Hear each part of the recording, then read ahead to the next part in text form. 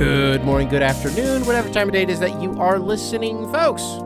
Thank you very, very much for listening. Today is the 11th of August, year of our Lord 2025. Welcome to yet another edition of the Coping Hour, hosted by Nicholas Hinkle, a.k.a. Motown Noah. Cool Guy Weekend wrapping up here at the show. If you missed the previous episode, what's Cool Guy Weekend? Really all that it was sort of an impromptu gimmick that I did. I don't know. Where I was just like, what if we did a weekend where we're cool and we're not mean to people and we just do something nice for ourselves, maybe for our significant others, and I don't know, you're just a cool guy. And, it's funny. I don't know. It's sort of short notice. I can just randomly do something like that impromptu. And we actually did get a fair number of emails over the weekend. I'm not going to read any of them, but we did get a fair number of emails over the weekend that were like, hey, in honor of Cool Guy Weekend, here's this thing that I'm doing. I really appreciated that. So if you participated in Cool Guy Weekend, thank you very, very much. My favorite one was from one of you guys went to a baseball game by yourself. Your friends bailed on you. Was it the Pirates? I think it was a Pirates game that you went to.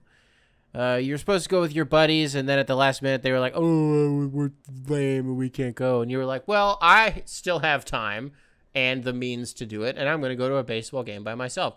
Going to a sporting event by yourself is kind of one of those things that it's like going to a restaurant by yourself, or going to, on a lesser scale, going to a movie theater by yourself.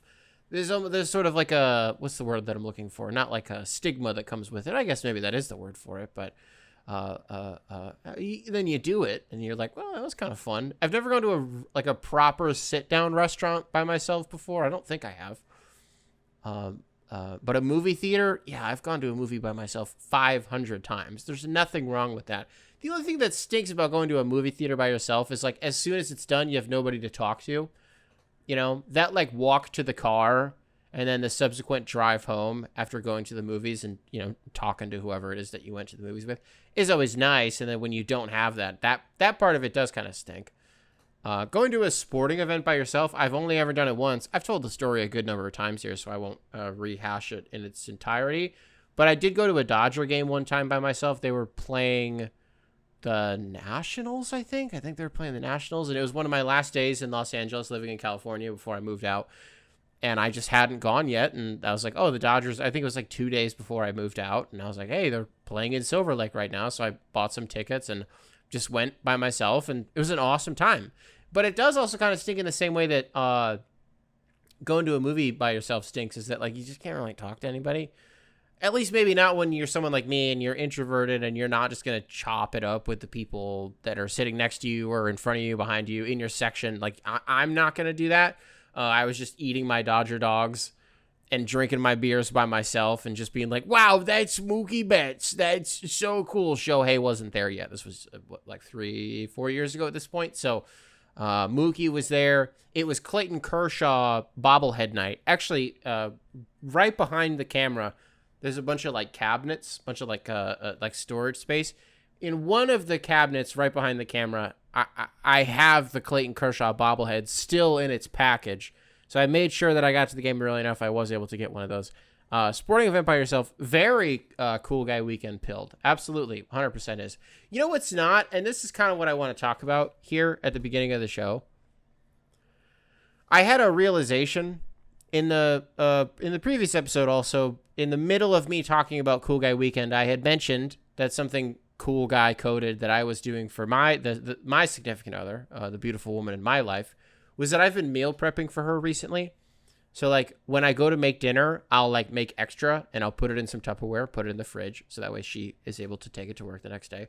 Or I'll just completely go out of my way after I've already made dinner and I'll make a completely different meal and I will put it in tin foil, put it in Tupperware, put it in the fridge so that she can take it to work the next day.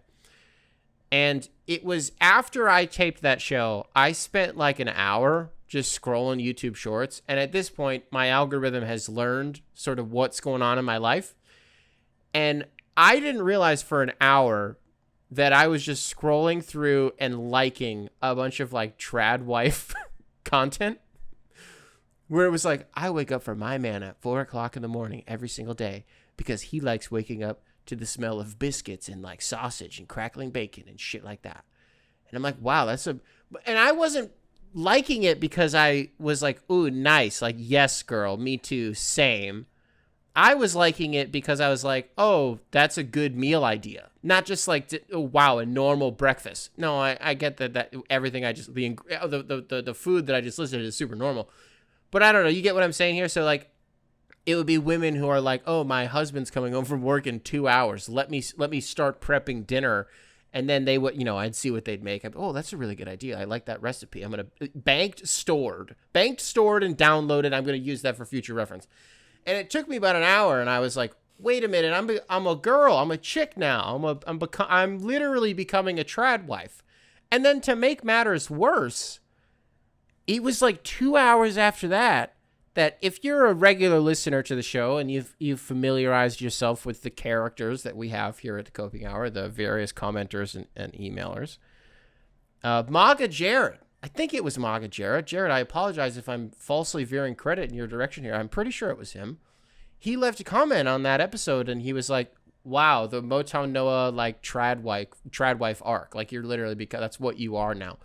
And so, I hated that he identified it essentially at the exact same time that I did, too. That didn't make me feel good.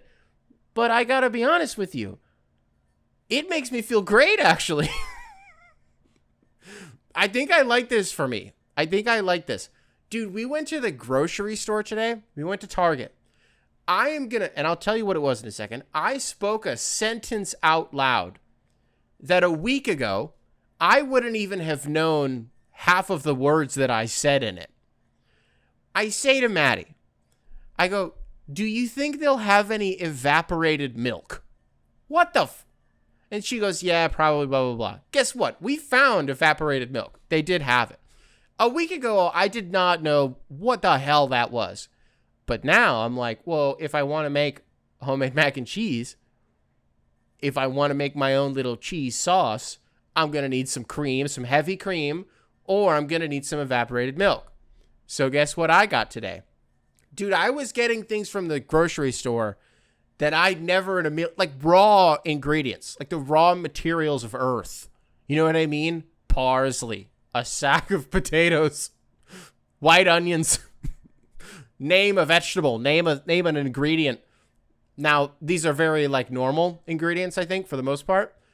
Really, you've never bought a sack of potatoes before? No, of course we have. But like, I haven't done it because I was going to use them. Maddie's done it before because she wanted to make something like Thanksgiving. Yeah, we'll get some potatoes, I'm working with these materials because I'm making her food. By the way, she has not asked me to do any of this. She has not. This is all on my own accord. And I think where some of it stems from, honestly, I talked to my grandma about this within the last year at some point. I think being the stay-at-home dad, like, cooking is one of the only things that I feel like I can, like, show personality and, like, I don't know, kind of make my own thing. And that's kind of become my identity because that's where I kind of get to, like, do a little pizzazz here and there and stuff like that. Because otherwise, it's not even like I was going to say my 9 to 5. It's not even that. It's 5 in the morning until whenever he goes to sleep. I'm taping this at 8:43 Central Time, PM. My son went to sleep 10 minutes ago. I got him down, right? So I'm doing this shit all day if Maddie's at work. And so the only time that I actually get to flex a little bit and kind of just like be a guy is when I cook. And so like tonight, I diced up a bunch of potatoes. I diced up a bunch of onions. Chili powder, salt, a little bit of pepper, cumin. Put those in the oven, 425 degrees, about 30, 35 minutes. Depends on how thinly how tiny you've diced the onion. I'm sorry, the potatoes, right? Pop those in the oven. Get some ground beef going. I went 80-20. I shouldn't have done 80-20. There was too much fat. But I went 80-20, ground that up. Let it simmer. Low heat. Get it brown. Once you get it browned, go low heat. Put some onions in there. Put some black beans in there. I don't know. Then the potatoes are done. You put it all in a bowl. Little bit of shredded cheese on there. Parsley on top. You got yourself some damn taco bowls. That's what you got. So that's what we had for dinner. And then I purposely made a little bit extra so that I could put it in some Tupperware and she would have something to eat at lunch for work tomorrow. That's like my life now. That's what I do. It's the juxtaposition of like, this is what I do? Really? I'm a trad wife now. But I like it. I like it for me a lot. I don't want to work. I really don't. I was talking to one of the security guards that works in our building just the other day. I had taken Roman outside, and, so we could just play a little bit while Maddie was at work. And when we were coming back in, I was having a conversation with this woman waiting for the elevator. And I was like, yeah, because she's formed a good relationship with Maddie, right? And so we were talking about her, and she's like, oh, is she working today? And I was like, yeah, she is. Like, I'm the stay-at-home and blah, blah, blah, blah, blah. And she was like, oh, do you miss working? And I was like, fuck no. What? No. You think I miss going to a job? Now, that's not to say that what I do isn't a job in and of itself. Probably the biggest misconception I had, 5 years ago, if it was like, hey, Nick, in 5 years, you're going to be a stay-at-home, I would have been like, fuck yeah, like, that sounds awesome. I don't have to do anything. No, it's hard. It's really hard. It's really hard. It's thankless, and it doesn't pay anything at all. But it's my life. The only thing that I'm missing from like the trad wife experience is I'm not addicted to benzos or, any sort of opiate. I don't really drink red wine that much. I mean, right now, if you're listening to today, I'm sorry, if you're watching today's show, this is right in front of me. So still not on the wine thing. I'll drink it. I used to prefer white. Now I prefer red. That's my life now. That's what I do. My whole YouTube Shorts algorithm is just women. And trad wives have such a cute aesthetic. They really do. I love the fonts that they choose for their short form content. Maddie's, there's actually, there's something to be said. She loves to talk about this, and I think it's interesting because I think she's right. So we on this show have talked a good amount in the last 170 episodes about the alt-right pipeline and what that means for men specifically. I really do think like the alt-right pipeline for men and for women is completely different. Maddie's like almost fallen into it a few times as a girl. And what it is for women is not just like Steven Crowder owning blue-haired libs on a college campus, like owning blue-haired freshman libs on a You're a 35-year-old man picking on an 18-year-old woman. You know what I mean? Like, it's just owned. Like, the new South Park episode actually kind of made fun of this, but they were doing it through the lens of Charlie Kirk. But it's the same thing, right? And you get red-pilled, and that's one way that it happens, right? Because you don't have the language to combat it. You're just like, oh, well, they're really articulate. And it seems like they know what they're talking about. And it seems like the people that are, quote unquote, losing these debates don't know what they're talking about. They're not prepared. It's when you're impressionable, you're 15 years old. It's very easy to get red-pilled that way. For women, Maddie's identified it as like MAHA, Make America Healthy Again. Alternative medicine, people who like use seeds as fucking currency and grow their own potatoes. There's nothing wrong with having your own personal garden, but there's levels to it. You know what I mean? It's a lot tamer. It's a lot softer and way more subtle. It's what it is, I think, for girls. Alternative medicine. Make America Healthy Again. The same women who are going to be like, love that RFK. Love that RFK. Another thing, I was just talking to my grandma about this the other day. What bothers me right now about RFK is when he does shit that's actually smart. And then you're like, fuck. It's like the meme of the worst guy you've ever met in your life just made a great point. Well, despite the fact that RFK is currently in the middle of trying to like dismantle the idea of vaccines. Well, part of that process was like removing mercury from vaccines. Well, that seems smart. Seems good. Seems smart. I also think that if he didn't have the voice that he had, is it a vocal tremor? I don't know what it is, what the actual condition is. I don't think it's a tremor. That's like Adam McKay. If he didn't have that voice, he could do some real damage. Because I think he's a good communicator in that he kind of talks in circles and he kind of just, Also, the name, Kennedy, I was really excited to vote for a Kennedy until he opened his damn mouth. Then I was, wait a minute. Because when you're doing everything under the guise of like, I think both parties are corrupt, and this two-party system it's not good for America, and all this. You're like, yeah, I guess I could listen to that. But then you just keep listening to him talk about killing a bunch of, not Malaysians, Samoans. Yeah, killed a bunch of, like, Samoan kids because he was like, don't get them vaccinated, and then they died. Whoops daisies. So, in my trad wife era, to bring it back around, in my trad wife era, I think I'm cool with it. For now. Good for, is it gender affirming? Because listen, bro, one of you guys out there, one of you fellas out there, you might not even know it yet, by the way. One day, this is going to be you. And it's just not like it's emasculating to me. Because again, this is like the life I always envisioned for myself. I'm not a laborer. I'm a guy who just is supposed to sit at home and watch his child and feed his child and teach him new things and take him outside to play. And then when his mom comes home from work, we go shopping and I get to buy a Scalia jersey. Things like that. This is the life that I think is best for me. And I think for some of you out there, I don't know. You don't have to work on a damn oil rig to be a man. You know what I mean? Sometimes you just have to be a stay-at-home dad. I don't know. Tim Tebow, what the fuck was all that? You guys see this? You hear about this? Tim Tebow, like, there's a video that got posted of him on Twitter where he's just, like, holding his kid. And I don't remember who sent out the tweet, but they're like, wow, Tim Tebow holding his kid. Like, it's so nice to see somebody humanize fatherhood. What? Bro, the amount of times in, like, one day that I will have piss or shit, or even the other day my son projectile vomited. It was really scary because it came out of nowhere. I had that all over me. In a day, twice at least. I got poop on me at least twice every single day. All right? Humanizing fatherhood. You think, don't make my fucking life your fucking hobby, Tim Tebow. How about that? Or not even Tim Tebow. I'm not mad at Tim Tebow. Who am I directing my anger at here? Humanizing fatherhood. Okay. Let's move on to something else. Hey, did you guys see this thing? It was a panel of like Adam Schefter, Jeff Passan, Shams Charania, and then I don't remember who the other guy was. Was he a hockey insider? I don't remember off the top of my head who the fourth guy was. Jim Sports. It was Jim Sports was the last guy. This quote kept making the rounds that Shams had.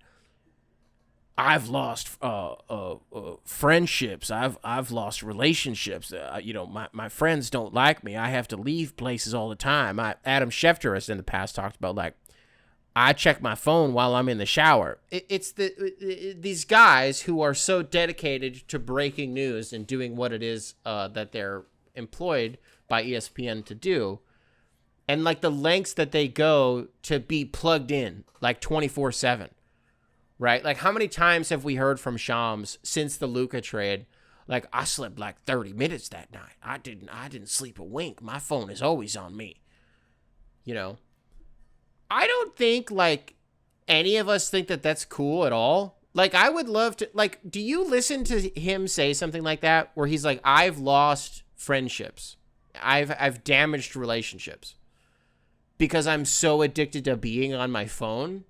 And being the first person to, like, scoop something. It's crazy to me that he keeps saying this shit out loud. Because it's not the first time. It's not the second time. I feel like LeBron right now. It's not the first, not the second, not the third, not the fourth, not the fifth. He keeps saying this shit. And again, Adam Schefter has done it in the past, too. Jeff Passan, I don't know if he's talked about it before. He seems like a pretty cool guy. I don't know. Adam Schefter also seems like a cool guy. I think Shams is a cool guy, but I just think he thinks that his job is way more important than it is. And then you could also, for you soccer fans out there, you can loop Fabrizio Romano into this thing if you want to. I think he sneaky might be the craziest out of all of them. Because, like, when, God rest his soul, Diogo Jota passed away, like, a month ago, and Fabrizio is on fucking Twitter talking about, like, he's just, like, made it about him. And then, like, would repost other players' tributes to Diogo Jota, as if it was like his own. He would repackage it like it was his own damn thing. It was so weird. you're seeing journalists create an industry for themselves. And I'm not lumping Woj into this. You could, but he got out, so I'm not currently. I mean, Woj got out. Why? There were 3 reasons. 1, health. Was it cancer? Did Woj have cancer? He was in poor health. I remember that. So get well, Woj. Hope everything's okay with him. The second reason was he was like, the time commitment that this is just not, the juice is not worth the squeeze. I'm not interested in doing this anymore. And then the third reason, what was the school? St. Bonaventure, that they offered him the GM job. And he was like, yeah, okay, I'll go do that. So I don't have to be on my phone every single minute of every single day. So Woj got out when it was like really, I don't want to say when it really started to heat up. It's been pretty hot for like 10 years at this point. But he had enough, right? He had his limit. And you have Shams being like, I don't have any friends and nobody wants to talk to me and everybody in my family fucking hates me because I'm so addicted to my damn phone. My screen time is 22 and a half hours every single day. But I could see myself doing this for another 10, 15, 20 years. Why? The way that we talk about this shit, free agency and trades, and again in soccer, like transfer rumors and stuff like that, is because of like 5 guys. Like, we like to make jokes on this show about when a coach and a team break up, whether the guy got fired or, you know, JB Bickerstaff was dismissed. Coach X was, and this team mutually agreed to part ways. You know, we analyze the language of it because they all mean different things. That language only exists because of these guys. Or like, Team X is monitoring this situation. You know, I'm not using very good examples right here, but like, they've created an entire industry that has become so inflated and is only valuable because we keep paying attention to it. Like, do you know what would be different about your life as an NBA fan if Woj and Shams didn't exist and they weren't as dedicated to what they do / what Woj did as they were / are? Nothing would be different. 0 things about your life as an NBA fan would be different. You'd still hear the news. It just might be like 5 minutes slower, right? And what else confuses me about it is, at what point does Shams like have an honest reflection about this? Because Woj was the same way. I'm not trying to, like, Woj was the same. Where it's like, dude, you don't even have like, your job is to mouthpiece for agents and franchises. There's not like a little personal twang on the stuff that you do. So like, literally the only reason that you are as dedicated to the job that you have is because, like, I mean, what is it? Vanity? Is that what it is? I have to be first. I have to be first. Even if I end up being wrong, I have to be first. Wasn't it Shams that fucked up the Dame trade when that happened? Oh, come on, someone out. This is just coming to me in real time. I swear that there's no way I can look this up right now. There's just going to be no way. I think Shams tweeted too fast. And he got, like, I don't remember if it was Dame himself or just other pieces of the trade. People going to teams that they were not actually going to. And then it was Woj that came in. It was like, well, actually. And he pushed his glasses up. I don't know. It's just weird. Is it that serious? I feel like I'm getting very fired up over this. Is it that serious? It's not. But it is when these guys are getting paid as much as they are. I'm not trying to make it just about Shams, because it's not just about Shams. It's all of these guys. It's all of these like leading news-breaking insiders across the major sports around the globe. And the industry that they've created for themselves that literally doesn't change anything. It changes nothing about the way that the games are played. It only changes the way that we consume it. And it changes it as an off-the-court spectacle. And so I guess you could argue that that's why they get paid so much money. It's because when you talk about the soap operification of the NBA, guys like Adrian Wojnarowski and guys like Shams Charania have played, I mean, to call it an integral role would be a gross understatement. They are the foundation of it. It's them. You could throw guys out there like, I don't know, Chris Haynes. You could throw him out there if you wanted to. Brian Windhorst kind of like be breaking stuff sometimes, but he just sort of like says things. He's not the one who's like tweeting out like, this guy just did this thing. He kind of just says things on podcasts or on TV. You know what I mean? But it just bothers me. You're damaging your relationships for like, to what end, I guess, is what my question would be. What's the brag? And you're gonna, if the argument is that he's not bragging, he's just like calling it as it is. Why is it that way, and who is making it that way? Would be my question. Because the reason that he got into this was that, like, people love to break news. They just love it. They just love it. I don't know. If I was in a position where I knew shit, and I knew people who knew shit and could feed me information, how many times on this show have I like said something where I was like, hey, this person told me this thing? I know a few people, but like nobody that like really, really knows anymore at this point, right? Because all those people are either working for other teams or I just don't have a relationship with them anymore. But to build your entire reputation on like, look at how much shit that I know and look how willing I am to be a pawn for information is wild to me. That's wild.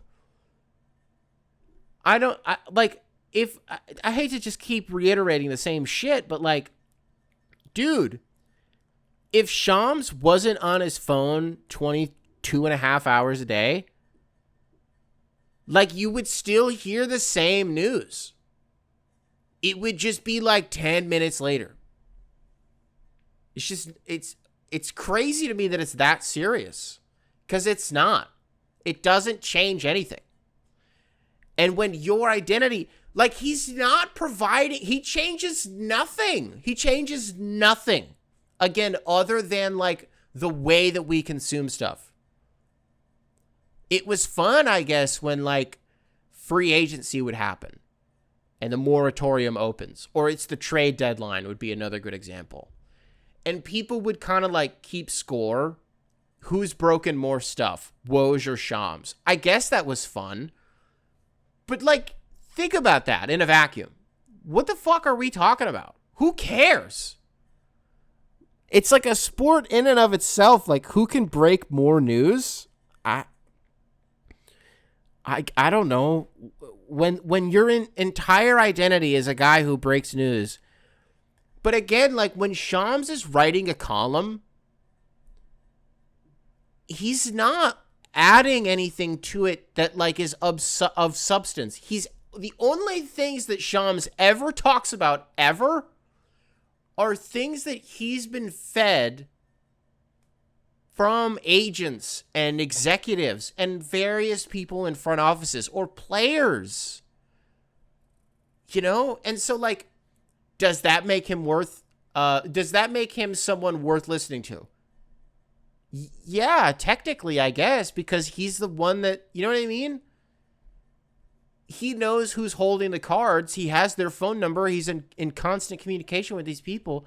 Again, Schefter's the same way. He's the same damn way. I think that, from what I've experienced at least Schefter will go on a pod and be like, the Raiders suck. I just don't think you'd hear that from Shams. I just think he puts positive spins on everything because that's the name of the game, and I can't even be that mad at him for that. I can't. Because you don't want to destroy relationships. You want to maintain them, you know? I just don't think there's ever been like an ounce of authenticity in what he does. And to take it back to a word that I used earlier, to me, it just comes off as vanity. But again, that's all of these guys, especially Fabrizio Romano. Schefter, Jeff Passan, I don't know. He seems like a good guy, but the baseball side of breaking news, I don't know. I really don't know. When Jose Fernandez died, did Jeff make it all about him? That was 10 damn years ago at this point, so I don't even know if Jeff was like the leading guy. Seems like something that like Buster Only would have broken or something like that. But you get what I'm saying here. I don't know. I'm really not trying to make this all about Shams.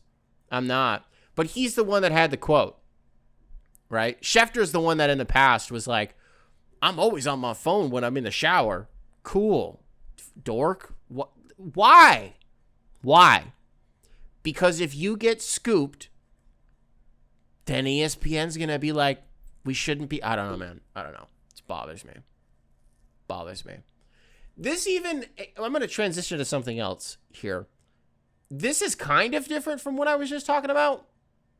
It's a lot different, but somehow it's tangentially related. I don't know. I got to tell you something. I had something happen to me on YouTube just within the last couple of days, over Cool Guy Weekend, actually, that I have not had happen, and I could not tell you how long, and it was crazy to me how it made me feel. There's a soccer YouTuber that I really, really like. I watch every single one of his videos, even if I don't care about what he's talking about. I'm serious. That's how much I like this guy, right? And so I just finally felt compelled to leave a comment and be like, hey, bro, listen, you're brilliant. You're an excellent creator, blah, blah, blah, blah, blah. I really appreciate the videos, blah, blah, blah, blah, blah, blah. Like an hour goes by, I just open YouTube to like look at more Tradwife content. And I see I have notifications. Now, he had like hearted my comment and then replied to it and was like, oh, thanks, bro. Like, so much love. Hope you're doing great. Blah, blah, blah. I'm a grown man. I'm 27. He's younger than me. And I was like, whoa. Like a YouTuber I watch. Like, whoa. Noticed me, senpai. Whoa. It was so cool to me. For some reason, I don't know what it is. It just goes back to something we talk about a lot on this show, about like this invisible barrier, this digital barrier between creator and viewer, and the efforts that I think the good creators go through to break that barrier down and to acknowledge the people that listen to their, or watch their videos rather. It was just really, really cool to me, and it meant a lot. But it's kind of in that same vein that I want to make this other point. But let me put a bow on that first, which is like, but I don't view it in a parasocial way where I'm like, whoa, we would like literally be best friends. Like, I can't believe, like, no, I don't know. Maybe we wouldn't get along. I don't really think about it in terms of that. I'm just like, he's a really cool guy. And I wanted to let him know that his videos are very helpful to me as somebody who has been just desperately trying to cram stuff that happens in like various leagues and like lore with certain players and managers and shit like that. Right. I just wanted to let him know that. I was man to man. I just thought it would be a nice thing to say to him. That's it. And it was nice to me that he acknowledged it, because on the internet, a lot of the time I never participate in comments ever, because I'm like, you're not going to acknowledge me. I don't care. But this is the other thing I wanted to say. You know what's weird? Have you guys noticed this too? I think this would be more suited for people who have like younger siblings. Or, I don't know, some of you guys are educators, so maybe you're seeing this in your classrooms to some extent, or you got little cousins or something like that. I don't know. When you think about streamers on like Twitch or here on YouTube, I say here on YouTube, I think of the show as mainly existing on YouTube, even though it exists in other mediums. I think it's interesting that we've kind of pivoted away from video games being the dominant force in streaming. Whereas, like, what is it now? Because there's the category on Twitch, just chatting, which is what you classify your stream as if you're not playing a video game, you're just kind of like hanging out. So that's usually streamers talking about other streamers and like manufacturing drama, or maybe it's real drama, and people tuning into that. I don't know. Or it's like, and this is the genesis of what I want to talk about. People who watch streamers who essentially just simulate the idea of friendship. And you have this entire generation of kids who will, look, I'm not the guy who's going to be like, you watch streamers, you're a fucking loser. Bro, I watch streamers. Not anymore, but like I spent years of my life watching streamers. But like they were playing video games. I was watching them because they were better than me. And whether I wanted to figure out like, how are you this good? Or I'm just like interested. If it's a raid race in Destiny. Yeah, bro, I'm not participating in the race. I would just rather watch fucking Datto do it. You know what I mean? Or like Salt or Sweat or one of these guys, right? I be watching streamers. I'm not the guy I'm not the boomer that's gonna shit on it, okay? But I am gonna shit on it when it's just like dudes hanging out, smoking weed in a room, be like, hey chat, what do you think we should do next? What the fuck is this? There's nothing that like melts my brain more. I don't want to say pisses me off because I don't know if it does, but it's certainly the way that the tone of my voice, it certainly sounds like a guy who's pissed off about this. IRL streams, quote unquote IRL streams. What? Like Speed going around to various countries in Europe. I'm in Poland, IRL stream today. I'm in France, IRL stream today. And you got 100,000 kids just like watching him walk around? I don't need it explained to me why that's interesting to some people. I get it. He's an entertaining guy. He's very animated. And the shit that he gets into is interesting. But like when people dedicate so much time to this, again, simulating real life relationships to the point where like, what does that do to you? Like I'm losing my own train of thought here, and I don't know how to drive home the point that I'm trying to make. But there's something about it that really rubs me the wrong way. And I have no idea what, like, again, I hate having this conversation because I know how I sound right now. But, like, what's the long-term effect of that? I don't think Kai Cenat is a bad guy. I really don't. I think he's a good creator. I mean that. But, like, what are his streams? Exactly that. They're just that. It's him sitting in his fucking basement or doing some gimmick. He does fun gimmicks sometimes, right? Or he'll just, like, have Drewski and Kevin Hart and their boys, like, come over and they all just get fucked up in the basement. But that's it.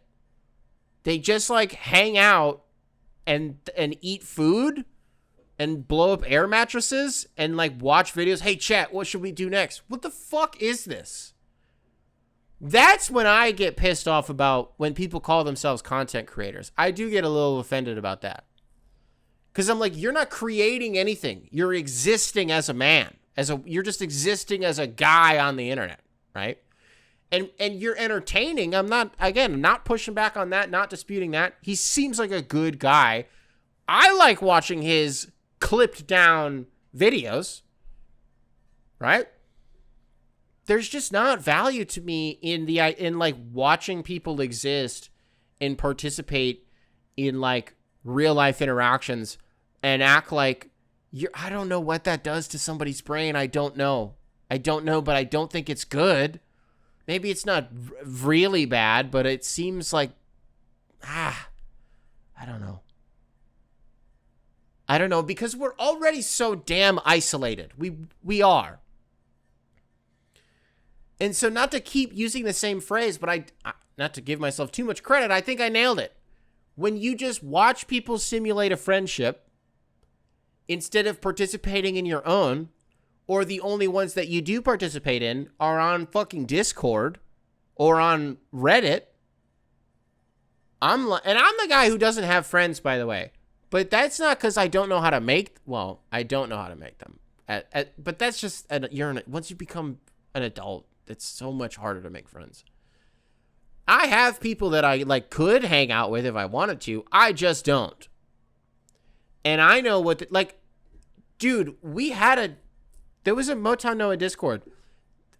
The reason that I just kind of started to feel some type of way about it. I didn't have a problem with anybody that was in there. A bunch of great people, loved all of them. But first of all, I was having a kid, and so I just needed to log off like super heavy. I was like, I just need to distance myself from the internet because I'm way too online right now. Something that I think we can all probably do a better job of. Even me now, even my screen time every single week is like 3 hours. And even now I feel like that's too much. But then also there's shit that would happen that would just make me fucking weirded out. Certain things would happen. And so I felt bad being like, I'm not doing this shit anymore. And I kind of didn't say anything. I was just like, I'm not doing this shit anymore. Because I just needed to log off. I really did. And I needed to do it for me.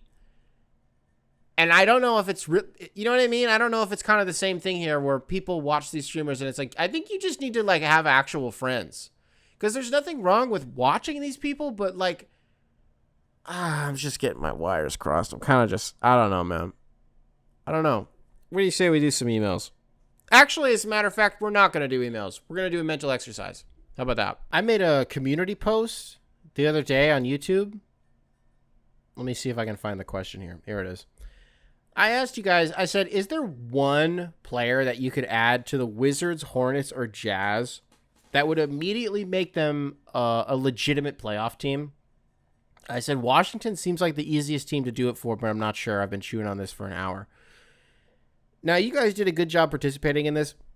I guess I'll spoil it a little bit. A lot of these answers are the ones that you would expect. You know, oh, well, if you had Giannis, if you had Jokic, if you had, Luka. What's interesting is nobody said Shea. Nobody said Shea unless there was one guy who said Luka for the Jazz and gave a very thorough answer. Maybe I'll read that in a second. And I asked him, I say, if you say that about Luka, you would have to say the same thing about Shea. And he was like, yeah. But the reason that I'm bringing this up is it just adds more fuel to the fire that I've been kind of like, hey, what about this thing? People just don't care. People do not care about how good Shea was last season. There was nothing that he could have done that people would have been like, holy shit, this guy. And I think a lot of that comes back around to the NBA for not pushing the team at all and not pedestaling them and being like, wow, look at this guy. Or not even the NBA. That's not fair of me to criticize the NBA for that. I should be criticizing like ESPN mainly for doing that and like the talking heads, like the real capital P pundits out there. I just don't, because all they wanted to do was talk about the free throw merchant shit. And then there would be a game where Shea would only go to the line and take like 6 attempts, but he'd still have 40. And it's like, okay, well, and then also the Thunder win by 100 damn points. Oh, what then? It's like they have the best offense, they have the best defense, they were the best regular season team. They won the damn finals. They had the best player in the league. And people still, that's not the first choice that people want to say. Okay.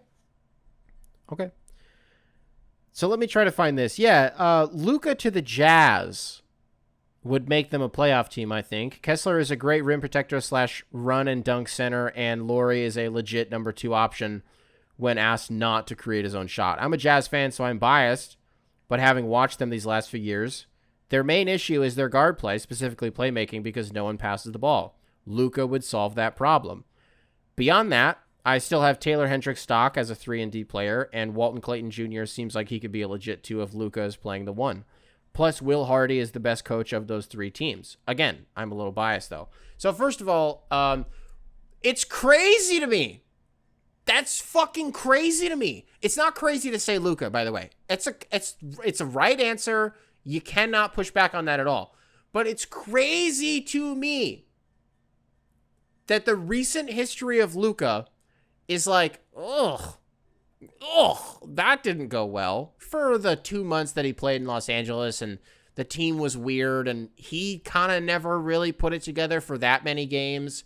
They stunk in the playoffs and it was just, Shea Gilgeous-Alexander won the fucking MVP. He won the conference finals MVP. He won the finals MVP. He was an all-star. He was first team All-NBA. Did I mention that they won a damn championship? And the first thought isn't to be like him. It's wild. It's wild. Again, I don't disagree at all. Luka, great pick. Does he turn the Jazz into a playoff team? Like a real one? Because that's kind of, I don't think I did a good job communicating it. The mental exercise that I was trying to do here was like, turns them into a real playoff team that could win a series, right? Does Luka get the Jazz to the playoffs? Yeah. Luka gets any of these teams to the playoffs. Giannis gets any of these teams to the playoffs. Jokic gets any of these teams to the playoffs.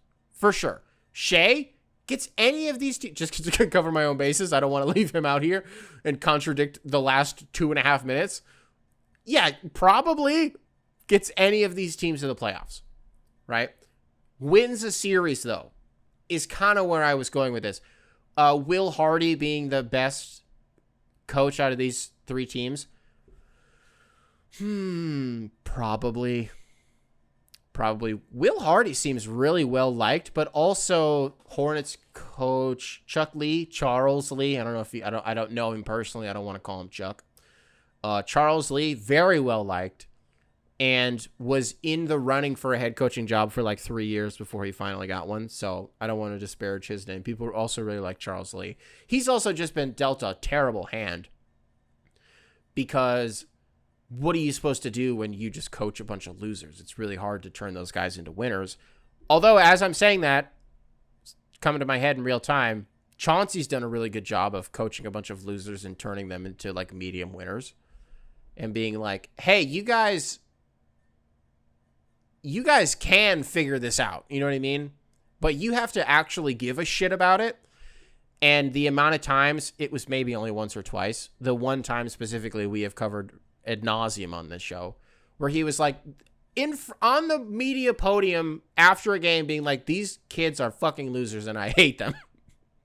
And guess what? Then they stopped being losers and he doesn't hate them anymore. And he got a damn contract extension.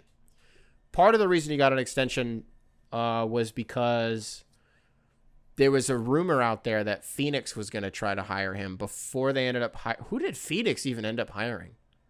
It wasn't like a real guy, was it? Who did they get?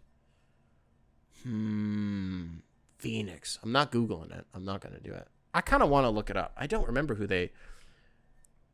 Sorry, so this is going to be some bad podcasting for a second. I'm not going to cut this out. Suns head coach. I don't think it's a real guy. I think it's like a fake guy that you're kind of like, ooh, Jordan Ott? Yeah. Yeah. As I said, that's a fake man. The team that I kind of want to talk about here is the Wizards. And I got to tell you, just to actually bring this back to MAGA Jared, because there's nothing that I love more than when MAGA Jared, again, if you're unfamiliar with the characters of the Coping Hour, MAGA Jared is exactly what he sounds like. He's a guy who loves Donald Trump. He doesn't love Donald Trump, but he did vote for him. And most of the time when we hear from him, at least when I hear from him, I never pass any of this along onto the show because I think it's insane. But usually the shit that Jared sends me is just how much he doesn't like immigrants. And he's like, I don't care if you're an immigrant. as long as you come here the right way. Maybe we should be sending people down to El Salvador. Jared, those are your emails, so I don't know if that's, I don't know. But I love when he just actually talks ball and sends in emails or writes comments about shit that is like real. And he did here. And so I actually want to shine a light on it. This is positive reinforcement. I want to encourage this behavior, Jared. I love when you just like participate in the show and you don't try to fight me on shit that we're never going to agree on. Ever. MAGA Jared said, by legitimate, you mean a chance to win a series? I think Washington has enough of a mix of young guys with defense and vets that can hit a three, that Jokic makes them a team. Sarr and Koulibaly and Kispert are, I think, good NBA young pieces, or good young NBA pieces. CJ Middleton and Brogdon are all fundamentally players. I think isn't he a free? I don't think he's there anymore. Did he re-sign and I just didn't see that? I'm not trying to like nitpick your thing. It does matter. So I don't remember if Brogdon is still there, but you might be right. I don't think he is, but you might be right. CJ Middleton and Brogdon are all really fundamentally sound players still, kind of like the Detroit guys from last year, even if they are shells of their former selves. Then Keyshawn George, Cam Whitmore, Bagley, Bub Carrington are names I at least trust with a few minutes at the back end of a bench. Can kind of do the same thing with Charlotte, although they need too much defense, I think, and the Jazz are just missing too much. Damn it, Jared, love this. More of this. I need more. Let's change MAGA Jared into like ball watching Jared. How about that? Can we get there by the time the season starts? I think we can get there. Because I completely agree with this. Completely agree. You listed a lot of the guys already. Alex Sarr, Chris Middleton, AJ Johnson, Bub Carrington, Cam Whitmore, Bilal Koulibaly. On this show, we love Bilal Koulibaly. Love him. He was on the French team, the international team, a year ago during the Olympics. He didn't get to play very much at all. I think in total he maybe logged 10 minutes the entire tournament, which was too bad. It also made sense because he was like 19 years old. but I think he's really talented. C.J. McCollum, Trey Johnson. So it has Brogdon listed here, so maybe you're right. I did forget that they got Bagley. Or got Bagley. No, they've had Bagley. How did Bagley end up in Washington? It's unknowable how Bagley ended up there. You know, I think I've done this spiel before, and Jared, I know you're going to agree with me, and I know Wizards fan Tom, a.k.a. Bathroom Tom, a.k.a. Some of you may know him by his preferred nomenclature, Hot Tom, will agree with me on this. The amount of people over the years who like to make jokes about Marvin Bagley, it's like in Inglourious Bastards when the whole 3 glasses thing as an immediate tell that you're fucking lying and you're an idiot. And I have my gun pointed at you under the fucking table, you know what I mean? If you start clowning on Marvin Bagley, I know A, you're not watching ball, and B, he's never played on your team before. Because if Marvin Bagley plays for your team, yeah, he's going to have some nights where he's a complete knucklehead. But there's also going to be an equal number of nights in the 50 to 60 games that he will play for your team where you're like, whoa, is this where he figures it out? Are we the team that has unlocked Marvin Bagley? Now, invariably, that will not be the case. And it won't happen, and through one avenue or another, he will end up on somebody else's team. But when that happens, you will kind of be like, that's too bad, because I kind of liked having him around. He's just a big body. He can move in transition. He can rebound. He can rim run. Throw Marvin Bagley a lob. Hell yes. I'll take some of that. Guy has just been... Listen, how long has he been in the NBA at this point? Was he the 2018 draft? That sounds right. It was 17 or 18. It was this Luka. It was the Luka draft. So what was that? I think that was 18. I don't know. He's still in the NBA. And the way that people talked about him for the first 3 years, like before he got out of Sacramento, you wouldn't have thought that he would be, going into year 8 as an NBA player. But guess what? He is. And so I don't know. I will always like him. I'll always have a soft spot in my heart for him. Corey Kispert, pass. Gonzaga, just nope. No, thank you. Why don't we do this? Why don't I be fair to him? Because I'll be honest with you, gun to my head, I've never looked at Corey Kispert's numbers because it doesn't matter to me because I'm always going to think he stinks. So this is going to be his 5th year in the NBA.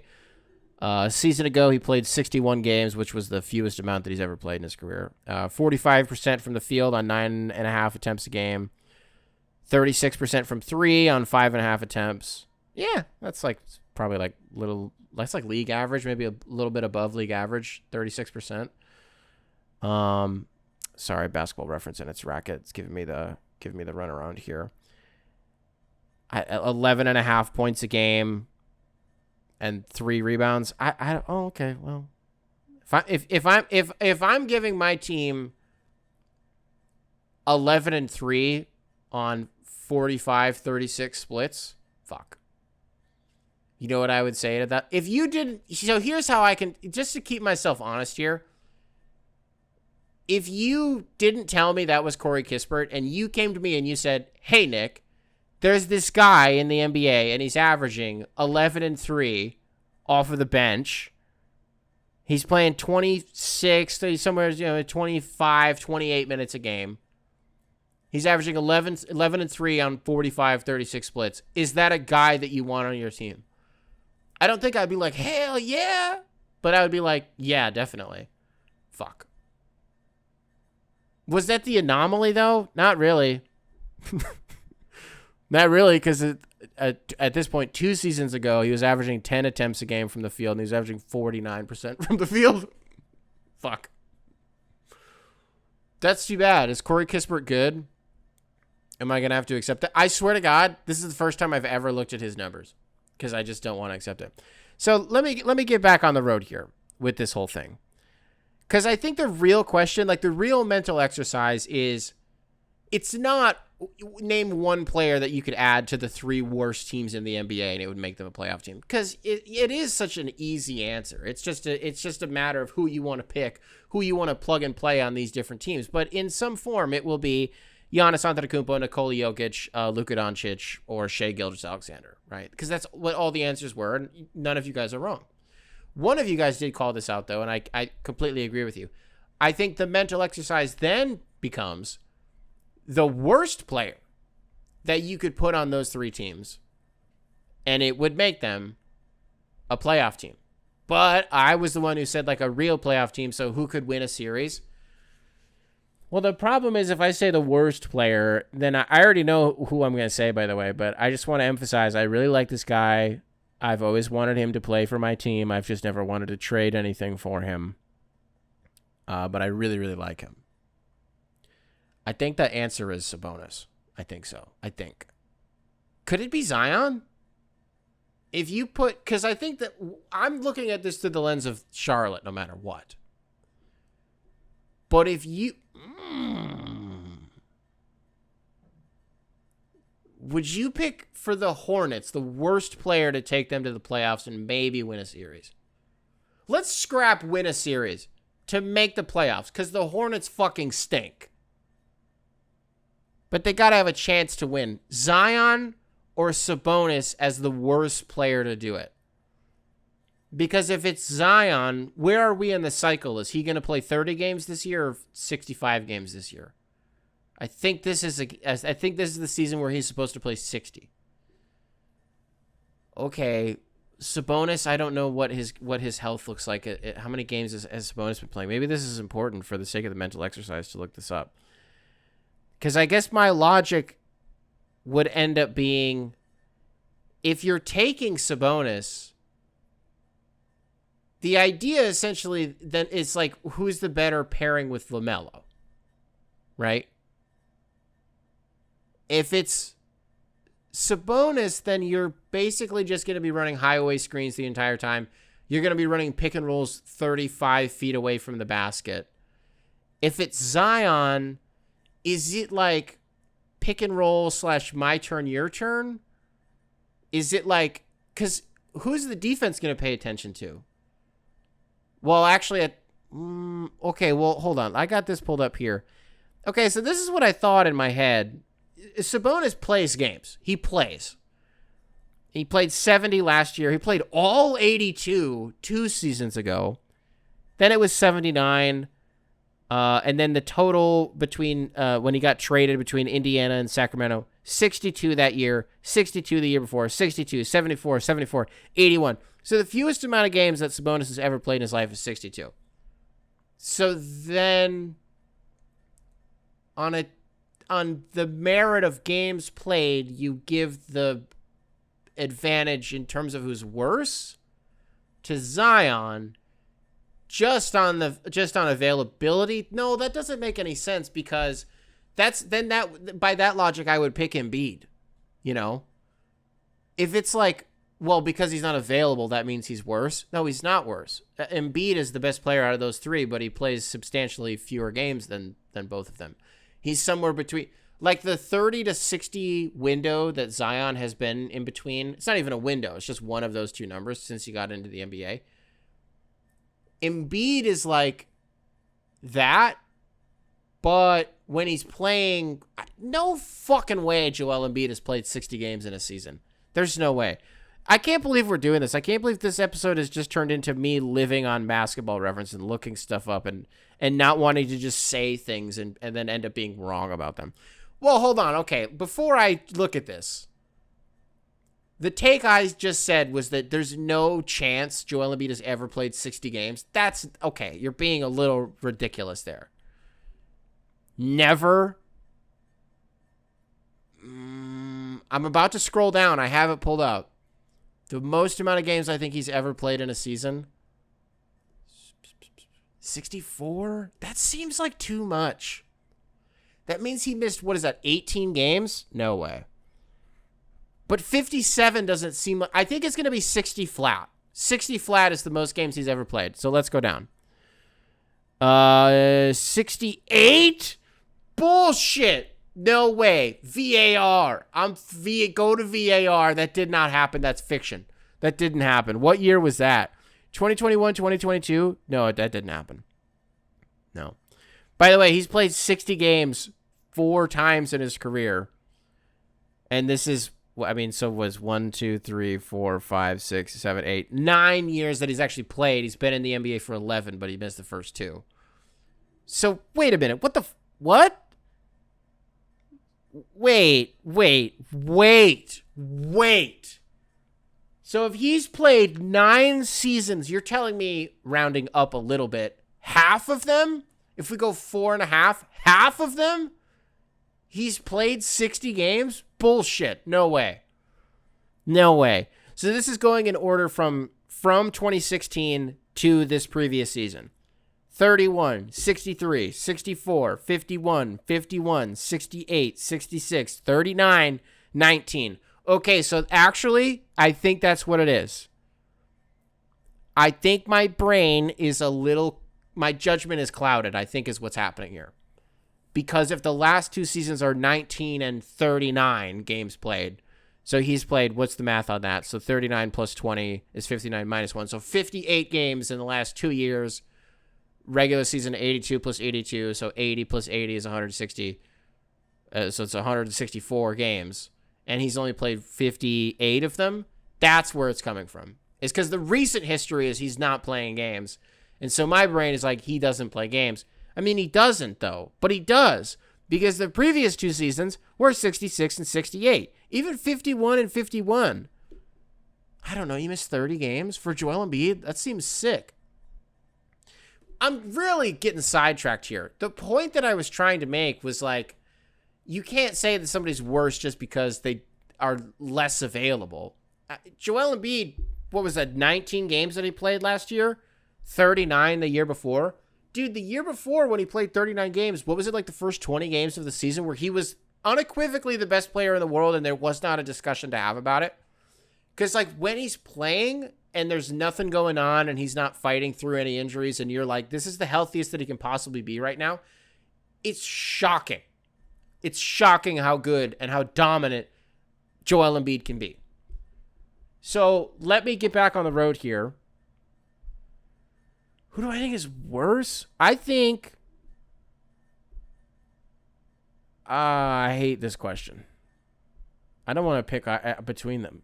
If the question is who's worse between Sabonis and Zion Williamson, because Zion has... We did a very, very brief segment about him in the last episode. He's got the bounce, and he's got the power, and he's got the get the hell out of my way. He's got the Kool-Aid Man factor to him. Whereas, like, Sabonis is a guy who I don't know what his 3-ball. I think in my head, his 3-ball is always better than what it actually is. Since we're doing a Rain Man episode where we're, like, looking shit up, why don't I just look at what Sabonis's 3-point numbers have been the last couple of years? He doesn't take them.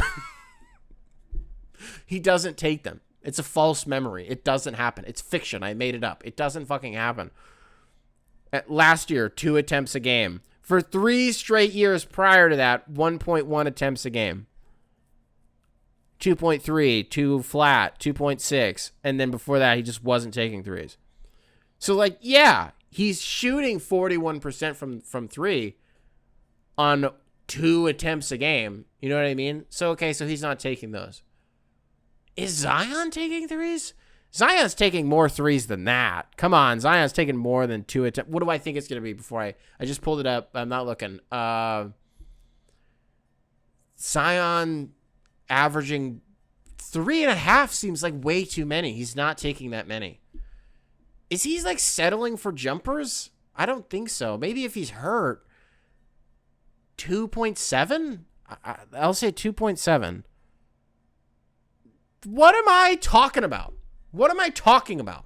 I swear he takes more threes than 0.4 a game. I swear he does. I swear. I'm going to go into his game logs. What's going on here? Zion has never averaged a full attempt from 3 per game in his life. That's not true. I mean, it is. Empirically, it's true. 2.7? What an asshole. What an asshole I am. I'm going to go into his game logs. Something funny is going on here. Let's go to his game logs last year. You're telling me there wasn't a game where he took like 4 threes? Well, but that doesn't prove anything. All that does is I'm still going to look at this because this is driving me insane. that I'm just like, so this is why sometimes, folks, for the younger crowd out there, sometimes it's important that you look shit up before you talk, before you just say things. Because now I can have a deep and honest reflection. Be like, what are you talking about? What ball are you watching? I'm going through his game logs here. Last year is a bad year to do it. Dude, he would go like 2 weeks without taking a three straight up. I mean, the tail end of the last time that Zion took a three was March 2nd. The season ends in April. I'm going to go to the season before when he actually played a ton of games and was really, really good for the Pelicans. If there's not a game here, if there's not a game here where he took at least 4 threes in a game, I'm ending the episode. I'm serious. I'm ending the episode. It's over. I have a lot of other shit I want to talk about today. But if in probably the best season 2 years ago when they lost in the play-in and he got hurt against the Lakers, which is the season that I'm looking at here, if there's not one game where he was not taking 4 threes a game, that's never fucking happened. That's too many. 3. It's not looking good so far. I'm seeing a couple 2, and then he's going a month without taking a 3. Holy hell, it didn't happen. It didn't happen. It didn't happen. Not only did it not happen, there's a stretch from March 10th to April 9th where he only missed 1 game and he did not take a single 3. Just out of curiosity. Is this a Mandela effect? He takes 3s. He does. He shoots 3s. He can do it. Because I'm thinking about his form. His form is stupid, but it works. I guess what am I thinking of? This is, and it's not even like, oh, well, you just take 3s with him. I don't play in 2K. I don't play 2K. So it's not that. So in the aforementioned stretch where he went a month, where he played 15 games and did not take a 3, he was averaging 26 points a game. He was averaging, what is this? 26, 6.5 boards, 4.5 assists, a steal and a half, a block. Sorry, I'm just trying to 58% from the field on 16.5 attempts. Was he getting to the line? Yeah, he was getting to the line. 9 attempts a game, 71%. Didn't attempt 1 3. Not 1. The entire time. What the hell? At this point, this is the rest of the episode. I'm just letting you know right now, this is the rest of the episode. Has there ever been a game where Zion Williamson has attempted 4 threes? I'm going to go back to that number, 4 threes in a game. I bet I know what game it is. It was his NBA debut against the San Antonio Spurs. Gun to my head, I swear to God, he took 4 threes in that game. But we're going to keep going back. So now we're in 22-23. Okay, he took 3. He took 3 again. And then he didn't play for the rest of the season. So that's a good omen, though. That's a good omen. Now his second season, 2020, 2021. Let's see. Lots of 1s, lots of 2s, lots of 1s, lots of nothing. He went 0 for 3 in 1 game. And that's it. So now we're going back to his rookie season, but this will be easy because I won't have to scroll that far. 2019, 2020, it's going to be the first game that he played against the San Antonio Spurs. I swear to God, he took at least, I kind of want to say 5. I swear he was putting them up. I swear he was. Bro, he was like stepping into them.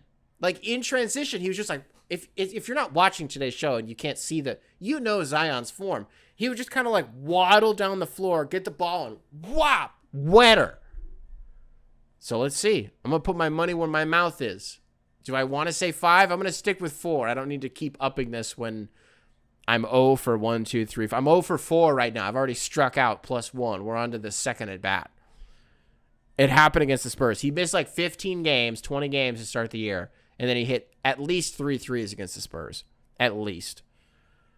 So he did not play until January 22nd, and he hit 4! He went 4 for 4. I fucking told you. I said it happened, and it did happen. You probably listened to this entire segment. God damn, this guy doesn't know ball.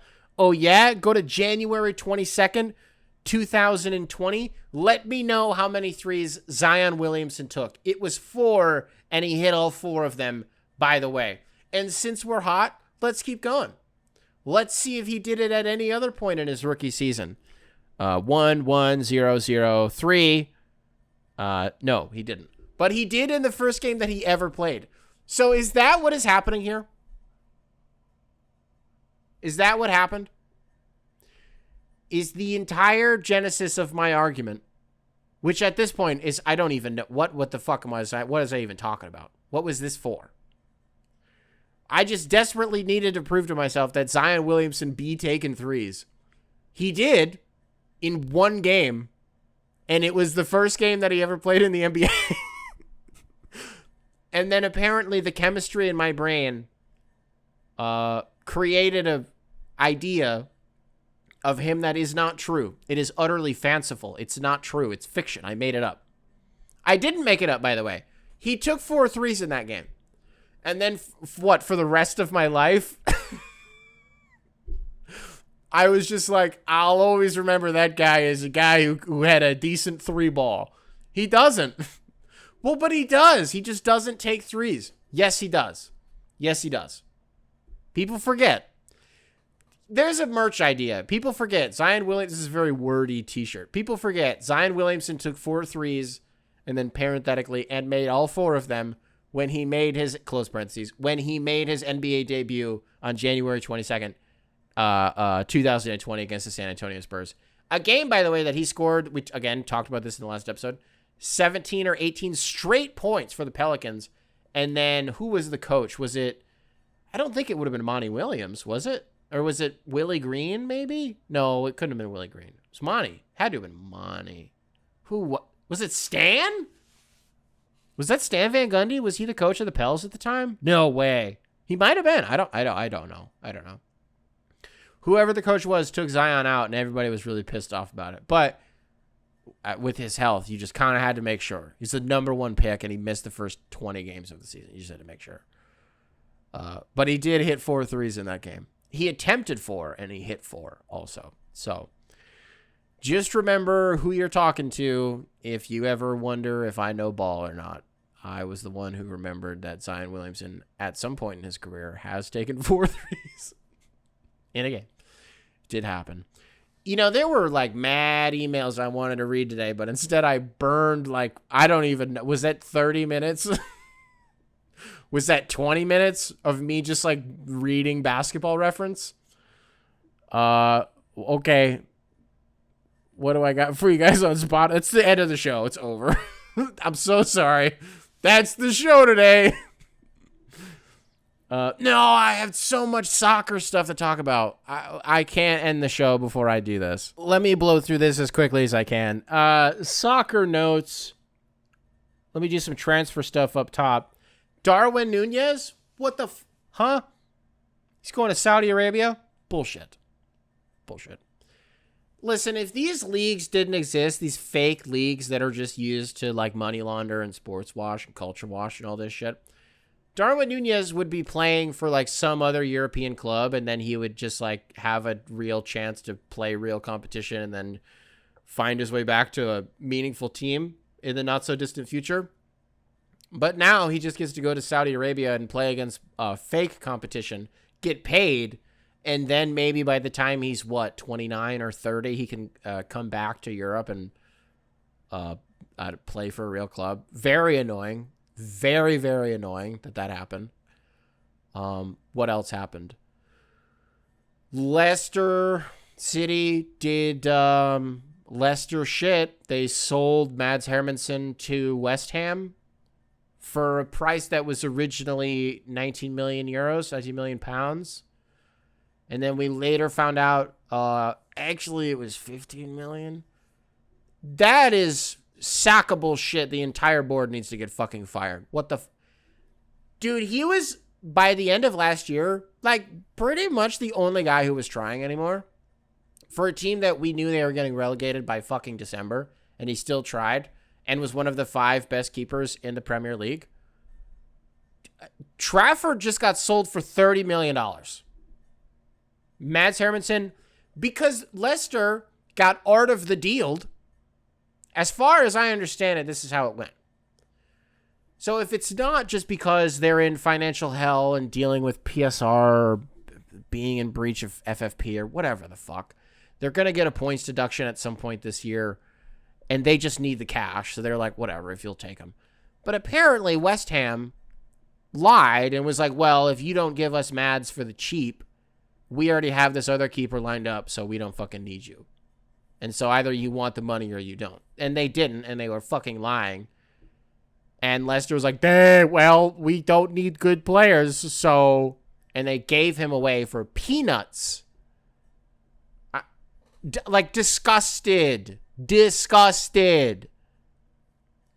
But then also they played today. Man, I tell you, I've been watching the hell out of not just the Championship League.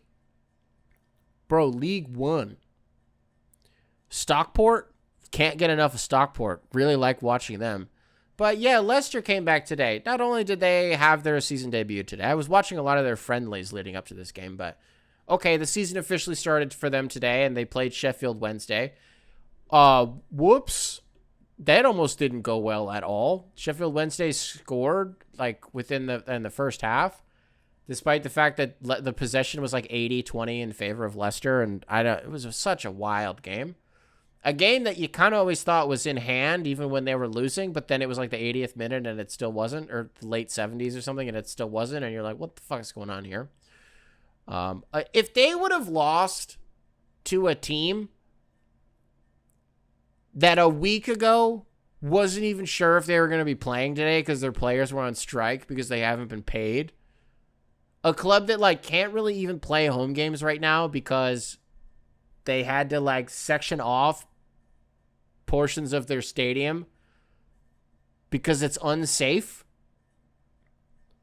The fans were protesting during the game, and they waited until 5 minutes. Sheffield Wednesday fans waited until 5 minutes went by to take their seats.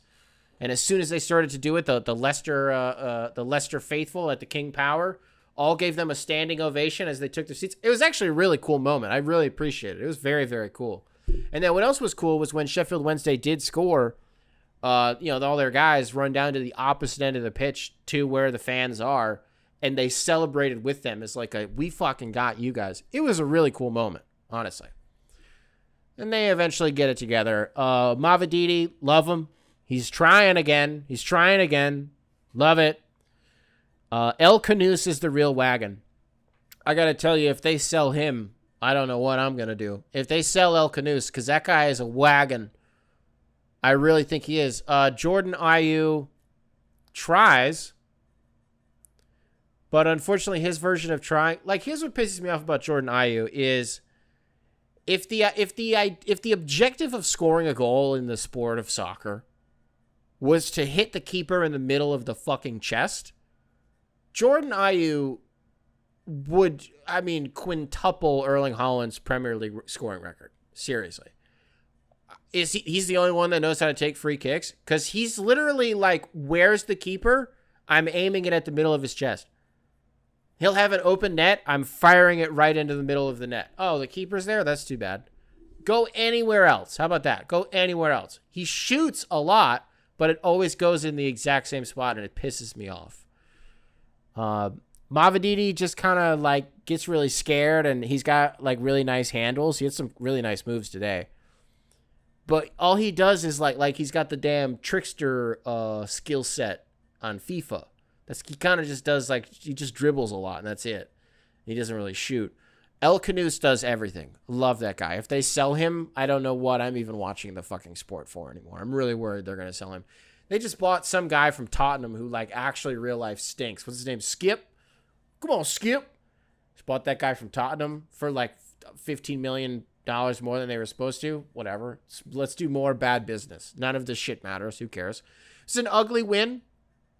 When Vestergaard and Woot are the only guys that score for you, two guys that a year ago were more likely to concede an own goal and score on their own net than they were to score on the opposite end. Two of the worst defenders in the Premier League last year were the only two that scored for Leicester today. Whatever. Okay. Woot.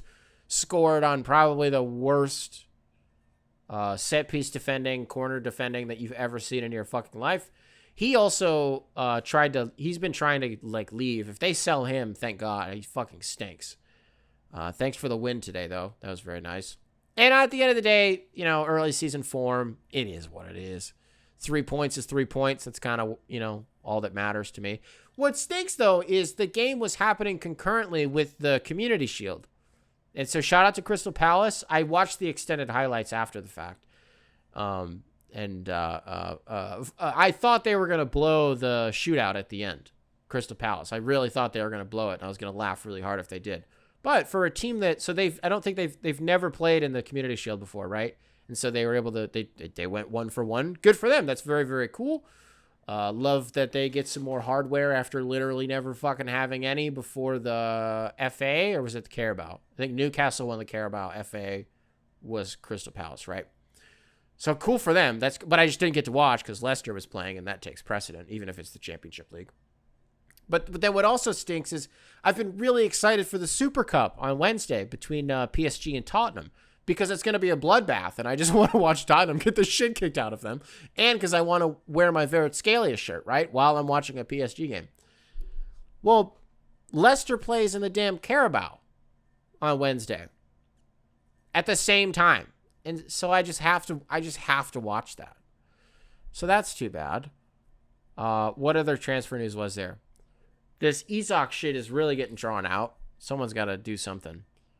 Oh, Donnarumma? Hello? PSG signed, what was his name? Was it Chevalier? Is that how you say it? And they announced him as like we've got our brand new number 1 keeper. Whoa! Now, I did some digging on this. So apparently Donnarumma refuses to renegotiate his contract to get like more team-friendly wages because he's getting paid like fucking $800 a week or something. I'm sorry, $800,000 a week or something. Getting paid a shit ton of money. And so PSG's been trying to manage their books, but Donnarumma won't play nice. He won't play ball. Because he's like, hey, I was the best keeper in the world for 6 months during our European campaign, and then we won the Champions League, and I don't really think I should have to take a pay cut for that. That's stupid. Which, fair play. Honestly, I don't really disagree with him that much. And so PSG was like, that's fine. Petrol Saint-Germain cheaped out and was like, what if we just sold you? And then okay. So I'm going to be keeping a close eye on that. Wherever Donnarumma goes, right now it sounds like he might go to United. It sounded like he was going to go to City, and then they ended up getting Trafford. And it was like, okay. It sounds like he could go to United. It sounds like he could go to Chelsea. It sounds like he could go to Inter Milan. So I'll be bummed about that if that happens. That's disgusting. But definitely important. And then there's also this bullshit about, and this is definitely leverage, right? This has to be leverage from Liverpool of them. So they put in a bullshit bid for Isak, and then Newcastle was like, fuck off. And then it got like leaked that they're actually really interested in Bradley Barcola from PSG. What? No, they're not. I mean, I'm sure that they are. Anybody with a brain would be. But, huh? First of all, you're not getting him. Second of all, you're only doing that to, I don't know, put the pressure on Newcastle to be like, see, we have options. We'll go get somebody else. We don't care. We've spent $500 million in the last 2 months, but we'll do it. We'll fucking do it again. We don't care. PSG also, what is it, the third thing? Number 3, PSG is not selling him. Number 4, doesn't he have like 3 years left on his deal anyways? Why would they sell him right now? So the rich are getting richer. Those new Liverpool kits, though, are nasty. Them and Arsenal. Oh, so good. So good. A lot of really, really good jerseys in the Premier League this year. Even, I love that United's going all black for the roads. Love those. And then even the homes with the white, stripe that kind of goes, you know what I'm talking about? I mean, if you've seen it, you know what I'm talking about? Really, really cool. Spotify. What do I got for you guys? Last episode, I asked you guys about how old you were the first time you bought drugs, or if you got caught doing drugs. What question do I have for you guys this time? Who do you think is worse between Sabonis and Zion? I mean, we spent, it felt like an hour talking about it. I may have to go back in the edit and listen to that and chop it up, because I think I may have just spun the tires and talked to myself in circles for, again, I had 20 minutes. Was it 10 minutes? I don't know how long it was, but it felt like an eternity. And by the way, did I ever come to a conclusion, or did I just end up getting fixated on box scores? Which, by the way, I did end up being right about. It's not that kind of show where I'm going to let you know when I'm right. It's really not that kind of show. It's not a Victory Lap podcast. But I just think as an instance, it's important to put a pin in that I happened to be right. That Zion Williamson had taken 4 threes in a game before. On the dot, 4, right? And he has never taken more than that. I didn't say he had taken 5. I backtracked. I said, I'm not going to say he took 5 because I'm pretty sure it's 4. It's just worth mentioning that I was right. So if I had to pick one, though, who do I think is worse? I don't know. I don't like the question, and I don't want to be here for another hour. Neither of them, I really think they're just kind of on the same plane. No, they're not. Well, they are in the sense...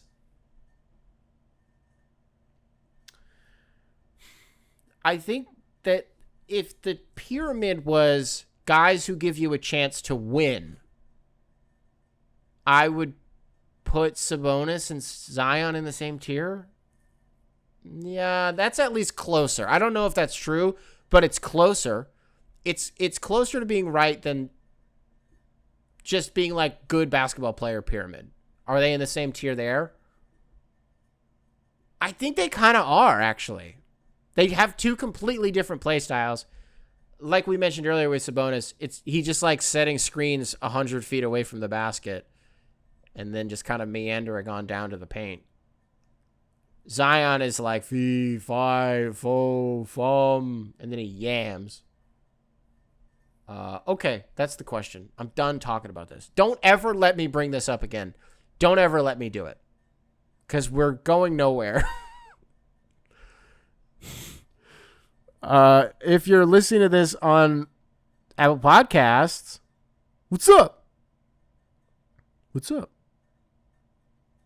If you're watching this on YouTube, be sure to leave a like and subscribe. Nice little comment for the algorithm. I could do another hour on this shit, man. Sabonis versus Zion. It's all coming to me right now. I could do another hour. Be sure to leave a like, subscribe. Nice little comment for the algorithm. Make sure to keep primary control in check. And I will catch you guys in the next one. Beautiful, beautiful. Primary control. Beautiful. Primary control. Beautiful. Primary control.